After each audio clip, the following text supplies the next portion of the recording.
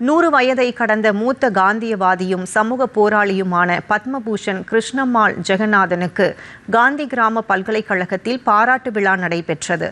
மாற்று நோபல் பரிசு, பத்மஸ்ரீ, பத்மபூஷன் உள்ளிட்ட உயரிய விருதுகளை பெற்ற சமூக போராளி கிருஷ்ணம்மாள் ஜெகநாதன் தனது 100வது வயதில் கால் பதித்துள்ளார். இதையொட்டி திண்டுக்கல் காந்தி கிராம பல்கலைக்கழகத்தில் அவருக்கு சிறப்பு பாராட்டு விழா நடத்தப்பட்டது.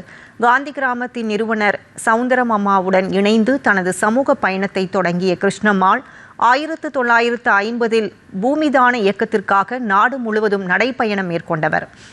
சுதந்திர போராட்ட தியாகி ஜெகநாதனை திருமணம் செய்து கொண்ட பின் இருவரும் இணைந்து ஒடுக்கப்பட்ட மக்களின் உரிமைக்காக தொடர் போராட்டங்களை முன்னெடுத்தனர்.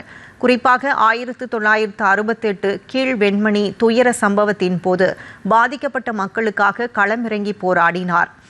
1981இல் லாஃப்டி என்ற அமைப்பை தொடங்கி ஆயிரக்கணக்கான கூலி தொழிலாளர்களுக்கு அரசிடமிருந்து நிலங்களை விநியோகம் செய்ய காரணமானார். அது மட்டுமின்றி கடலோர பகுதிகளை பாதித்த இறால் பண்ணைகளுக்கு எதிராக சட்ட போராட்டம் நடத்தி வெற்றி கண்டவர்.